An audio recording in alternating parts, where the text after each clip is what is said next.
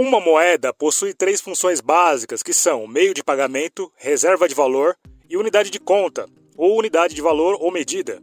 Em economia, unidade de conta é uma das funções do dinheiro, e essa característica é utilizada para medir o valor de algo. Essa função da moeda permite que coisas diferentes sejam comparadas entre si. Por exemplo, se uma goiabada custa R$10 e um sanduíche custa 20, poderíamos muito bem expressar o preço de um sanduíche igual a 2 goiabadas. Mas não fazemos isso porque o real é a nossa unidade de conta e não a goiabada. Assim como o dólar é a unidade de conta dos Estados Unidos, e cada país possui a sua. Já em um sistema EBR onde não existiria o dinheiro, como conhecemos, a única função da moeda que deve existir é a de unidade de conta. Porém, ao invés de expressar os preços para as vendas, no novo modelo econômico deve expressar o valor de custo ambiental necessário para produzir e distribuir os produtos. Essa função é importante para deixar claro para toda a sociedade quais são os produtos que geram mais custos ambientais para se produzir dos que geram menos. Além disso, é fundamental a existência de uma unidade de conta, ou se preferir pode chamar de unidade de medida ou unidade de valor, para compararmos os custos de um projeto de uma obra A em relação a um plano B e, diante do resultado, escolher o projeto mais econômico. Portanto, os produtos que exigirem mais recursos para a sua produção, pela lógica, terão um valor de custo maior dos que os que precisarem menos. Da mesma forma, os que exigirem mais energia de trabalho para produzir também terão um valor de custo maior dos que os que demandarem menos trabalho. E os produtos de consumo para uso individual serão distribuídos de forma gratuita, com um limite de abundância para cada pessoa que for solicitar esse bem. Ou seja, em um sistema EBR, os produtos, ao invés de possuírem etiquetas de preços para vendas, haverá um informativo do valor de custo ambiental e também um número de quantidade limite abundante de unidades gratuitas que ficará disponível para as pessoas retirarem dos centros de acesso às distribuições gratuitas que farão a função dos supermercados e lojas. E na proposta do sistema EBR é a matemática que irá determinar esse limite e os valores de custo de cada produto. Por exemplo, uma fórmula matemática para atribuir valor de contabilidade aos bens materiais é média de solicitações multiplicado pelo grau de porcentagem de impacto ambiental, que vai dar um valor de custo representado pela sigla UT, que significa Unidade da Terra, que é um exemplo de unidade de conta deste canal. E o significado de média de solicitações significa a média de solicitações por um certo produto durante um determinado período. E o impacto ambiental, nessa fórmula, representa o impacto na natureza para produzir um bem ou um produto, considerando toda a extração de recursos da natureza gera algum tipo de impacto ao meio ambiente, mesmo que seja mínimo.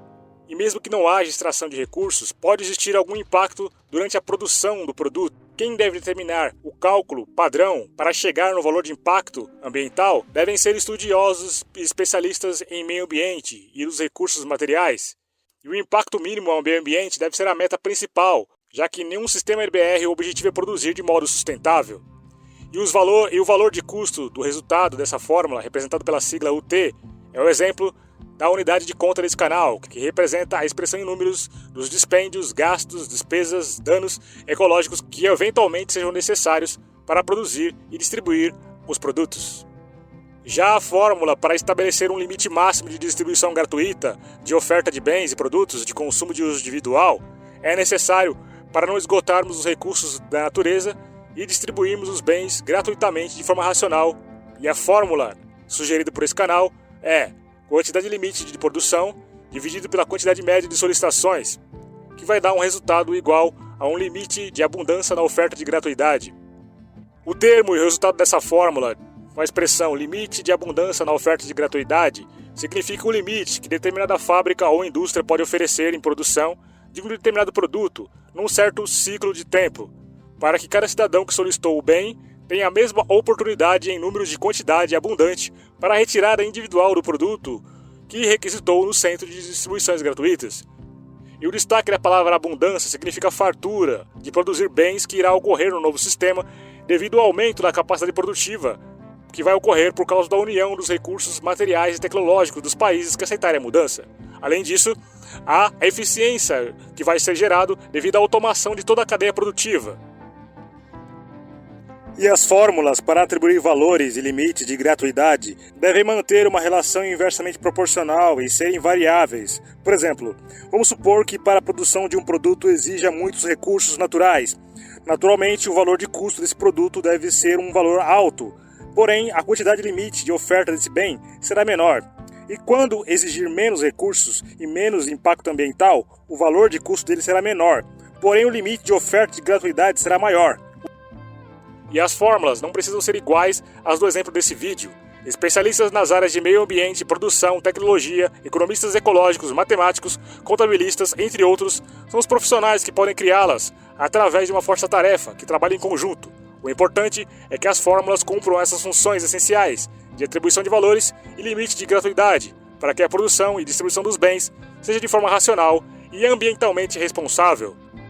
E na prática de uma BR, os cálculos de limites e valores devem ser feitos por programas de computadores automatizados, sem a necessidade que todo mundo tenha que ficar fazendo contas manuais. E eu agradeço a todos pela atenção e lembre-se, aqui apoiamos um sistema econômico baseado em recursos, que é a principal alternativa de mudança que esse canal defende para melhorar o mundo. Para maiores informações sobre a proposta do sistema econômico baseado em recursos, consulte a descrição do vídeo.